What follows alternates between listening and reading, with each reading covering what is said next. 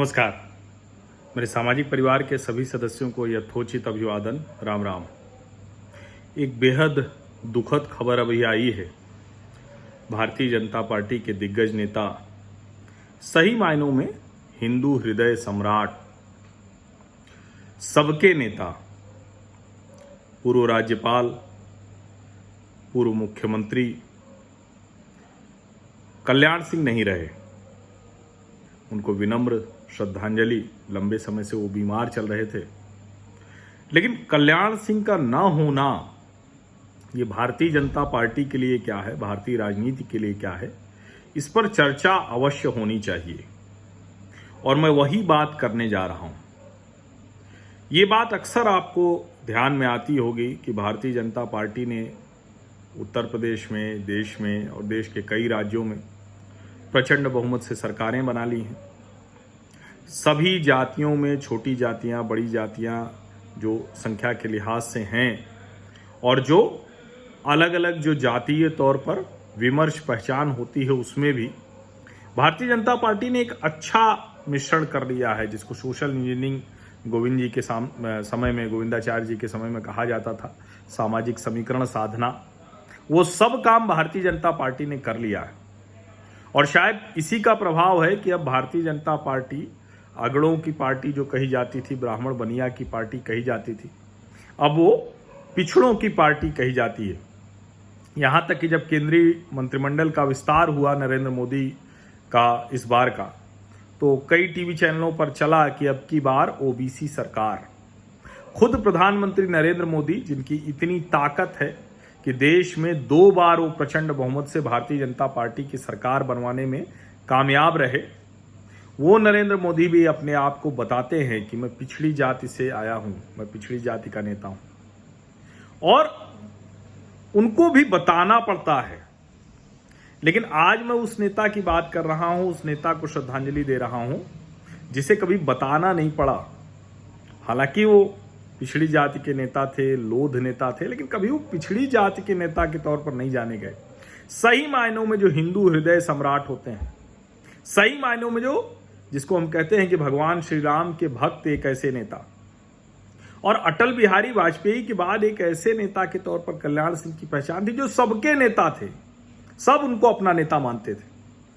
और एक ऐसे मुख्यमंत्री के तौर पर, एक ऐसे कुशल प्रशासक के तौर पर उनकी पहचान थी कि जो कभी भी, जिनके राज में, अब हम ये तो नहीं कहेंगे कि राम राज आ गया, लेकिन भगवान राम के सच्चे भक्त के तौर पर कल्याण सिंह ने अपनी सिर्फ सरकार कुर्बान की थी, ऐसा नहीं था। कोई जिसको कहते हैं कि सिंबॉलिक नहीं था मसला।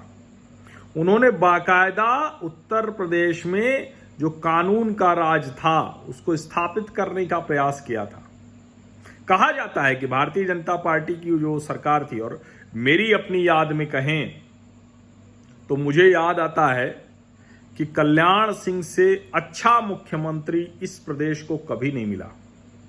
एक शानदार मुख्यमंत्री, एक ऐसा मुख्यमंत्री जिसके ऊपर कोई आरोप नहीं लगा, कोई जातीय आरोप नहीं लगा, किसी पक्षपात का आरोप नहीं लगा।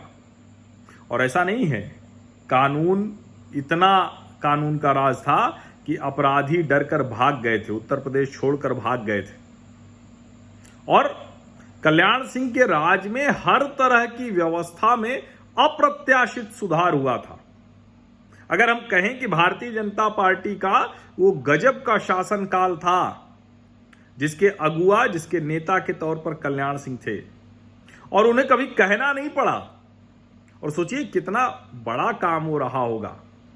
आज ब्राह्मण कहां है, राजपूत कहां है पिछड़ों के कहां हैं, दलितों के नेता, ये सब ऐसा कभी नहीं हुआ। उत्तर प्रदेश में सबसे ज्यादा, जिसको हम कहते हैं कि जातीय समूह के तौर पर ब्राह्मण, वो नाराज है या नहीं, आजकल उसी की चर्चा चल रही है। प्रबुद्ध सम्मेलन करा रही हैं मायावती जी, उनकी पार्टी, सतीश मिश्रा। समाजवादी पार्टी भी कह रही कि हम परशुराम की मूर्ति बनाएंगे। नहीं करना पड़ा था उस वक्त कल्याण सिंह को ये सब। उस नेता की ताकत आप सोचिए।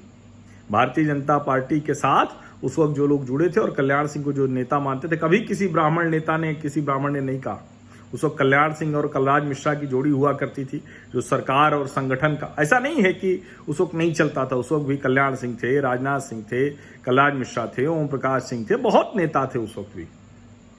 लेकिन एक सर्वसहमति के नेता, सबके नेता, जातीय बंधनों से उठकर एक ऐसा नेता, भारतीय जनता पार्टी की कमी बहुत खलेगी। इस खाई को भरना बहुत मुश्किल होगा। एक नेतृत्व की बड़ी खाई छोड़ गए वो।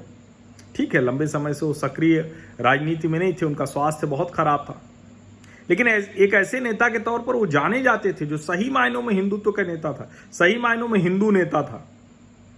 कैसे भारतीय जनता पार्टी इस जगह को भरेगी, उसको सोचना पड़ेगा, तैयार करना पड़ेगा, जिसको अपनी जाति न बतानी पड़ती हो, जिसको कानून का राज स्थापित करने के लिए कुछ एकदम से वितंडावाद न खड़ा करना पड़ता हो। बड़ा एक चुनौतीपूर्ण कार्य है भारतीय जनता पार्टी के लिए और भाजपा के कार्यकर्ताओं के लिए भी। ऐसा नहीं है आज जातियों के समीकरण से भारतीय जनता पार्टी सत्ता में है, लेकिन यह भी सच है कि जातियों के बीच में आज वैमनस्य ज्यादा है। आज एक दूसरे को लेकर बहुत ज्यादा अंदर ही अंदर, जिसको कहे कि कोशिश होती रहती है। कल्याण सिंह एक ऐसे नेता थे जिन्होंने ये सब खत्म किया था। अब भाजपा को सोचना है, और देश का सबसे बड़ा प्रदेश जब उसका नेता ऐसा होता है तो बहुत सी चीजें अपने आप ठीक हो जाती हैं।